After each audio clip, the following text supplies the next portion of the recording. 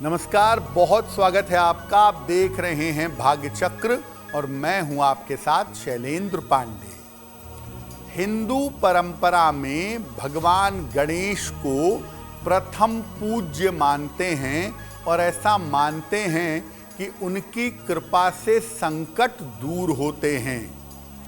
वैसे तो भगवान गणेश की पूजा हर साल में विशेष तरीके से, हर महीने में विशेष तरीके से की जाती है, लेकिन माघ के महीने में भगवान गणेश की पूजा करने से जीवन के संकटों का नाश होता है। तो आज हम बात करेंगे संकट नाश करने वाली गणेश चतुर्थी के बारे में, इसके पूजा विधान और नियमों के बारे में। देखिए, आज हम गणेश चतुर्थी की बात कर रहे हैं और वैसे तो हर महीने में चतुर्थी तिथि पर भगवान गणेश की पूजा की जाती है, लेकिन जब माघ महीने की कृष्ण पक्ष पर गणपति की पूजा होती है तो इसे संकष्टी चतुर्थी कहते हैं। बड़ा महत्वपूर्ण पर्व है। क्या है इसका महत्व? देखिए, माघ मास के कृष्ण पक्ष की चतुर्थी तिथि को संकष्टी चतुर्थी कहा जाता है। इस तिथि को तिल चतुर्थी या माघी चतुर्थी भी कहते हैं और इसको शकट चौथ भी कहते हैं। इस दिन भगवान गणेश की और चंद्रदेव की उपासना करने का विधान है, नियम है। जो कोई भी इस दिन भगवान गणेश की उपासना करता है, उसके जीवन के संकट कट जाते हैं, टल जाते हैं। चूंकि संकट काटने वाली चतुर्थी है, इसीलिए इसको संकष्टी चतुर्थी कहते हैं। इसका संतान के साथ बड़ा गहरा संबंध है।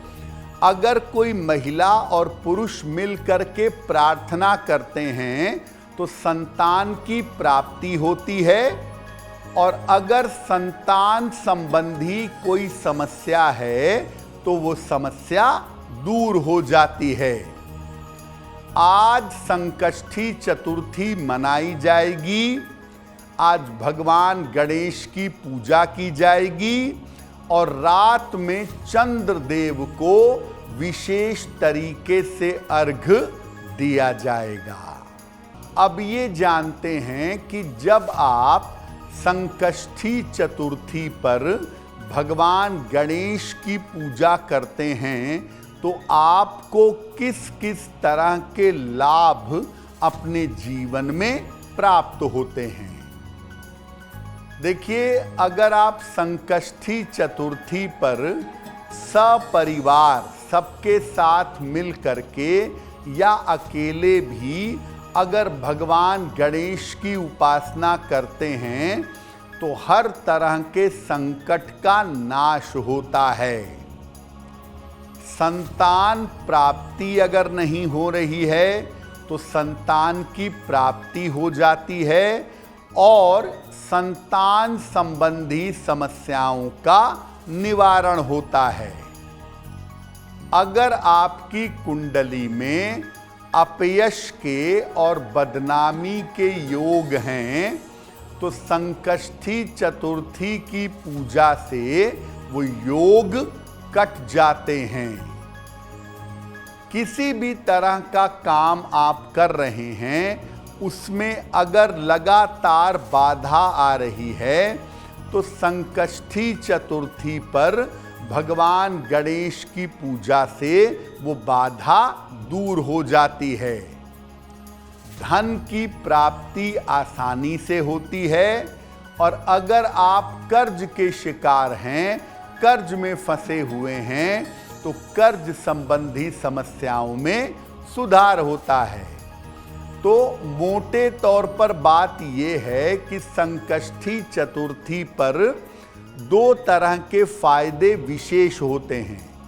एक तो महिलाएं इस दिन व्रत रखती हैं संतान प्राप्ति के लिए या संतान की उन्नति के लिए, वो होता है।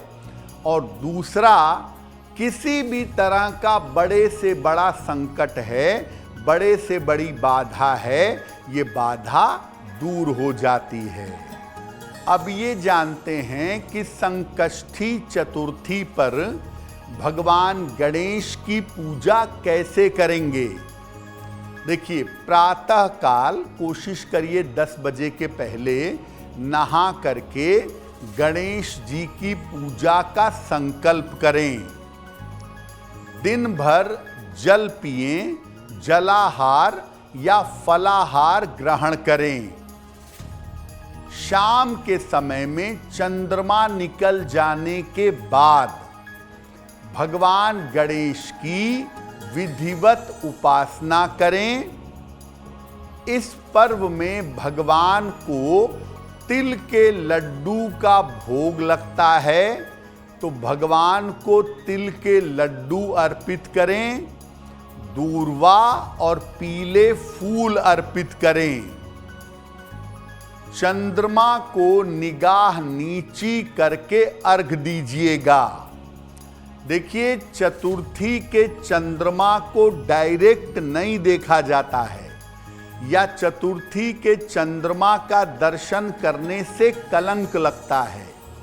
इसीलिए चंद्रमा को अर्घ देंगे निगाह नीची करके। इसके बाद भगवान गणेश के मंत्रों का जप करेंगे। ओम गं गणपतये नमः या वक्रतुंडाय हूम या संकट नाशन गणेश स्तोत्र, इसका पाठ करेंगे। इसके बाद जैसी आपकी कामना हो उसकी पूर्ति की प्रार्थना करेंगे। देखिए, चतुर्थी के चंद्रमा को अगर आप देख लेते हैं तो आपको जीवन में कलंक लग सकता है, अपयश मिल सकता है। इसीलिए अगर आप चतुर्थी के चंद्रमा को देख लेते हैं तो या तो अपयश के दोष को दूर करने के लिए भगवान कृष्ण के स्यमंतक मणि की कथा सुनिए या भगवान गणेश की पूजा करिए। तो ऐसा करने से चंद्र का जो अपयश दोष है उससे आप बच जाएंगे। अब जैसा आपको पहले से हम बता रहे हैं कि आज संकष्टी चतुर्थी है। आपके जीवन में किसी भी तरह की बाधा चल रही हो या जीवन में किसी भी तरह का संकट हो, उसके नाश करने के लिए आज क्या उपाय करेंगे? पीले वस्त्र धारण करके भगवान गणेश के सामने बैठिएगा।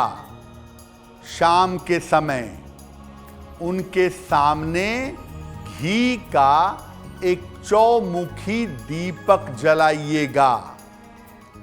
अपनी उम्र के बराबर लड्डू, तिल के लड्डू हों तो बहुत अच्छा है, अपने पास रख लीजिएगा और फिर एक एक करके सारे लड्डू भगवान गणेश को चढ़ाइएगा। हर लड्डू के साथ आप कहेंगे गंग। एक लड्डू लिया, गंग बोल करके भगवान गणेश के सामने रख दिया। अब आपकी उम्र मान लिया 32 साल है तो 32 लड्डू एक एक करके गंग कह करके सारे लड्डू 1 बाय 1 चढ़ाते जाएंगे। और इसके बाद आपके जीवन का जो बड़ा संकट है उसको दूर करने के लिए, जो बड़ी बाधा है उसको दूर करने की प्रार्थना करेंगे। एक लड्डू आप स्वयं खा लीजिएगा और बाकी लड्डू अपने घर में, अपने आसपास में लोगों को बांट दीजिएगा। तो देखिए, भगवान गणेश की अगर आप पूजा करते हैं, जैसा मैंने बताया कि अपनी उम्र के अनुसार आप लड्डू अर्पित करेंगे, तो इससे आप किसी भी तरह के संकट को दूर कर सकते हैं। संकष्टी चतुर्थी पर एक काम करने से और विशेष फायदा होता है। अगर आपकी कुंडली में शनि की स्थिति नेगेटिव है या राहु केतु यानी पाप ग्रहों की स्थिति अगर खराब है और उनकी वजह से परेशानी है, तो काला तिल और गुड़ भगवान गणेश को अर्पित कर दीजिएगा संकष्टी चतुर्थी पर, और उनसे प्रार्थना करिएगा कि मेरी कुंडली के जो गड़बड़ पाप ग्रह हैं वो बेहतर हो जाएं। रात भर इस तिल और गुड़ को गणेश जी के सामने रहने दीजिएगा और अगले दिन सुबह इसका पूरा दान कर दीजिएगा। अगर आप ऐसा भी संकष्टी चतुर्थी पर करते हैं तो इससे पाप ग्रहों की बाधा, खासतौर से शनि की जो बाधा है, वो निश्चित रूप से दूर हो जाएगी। अब वक्त हो गया है ऐसा क्यों जानने का। ऐसा क्यों में हम आपकी जिज्ञासाओं का सरल समाधान आपको बताने का प्रयास करते हैं।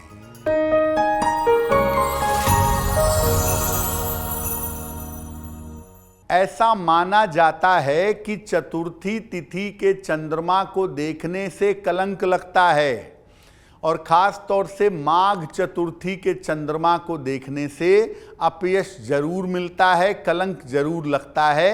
ऐसा क्यों?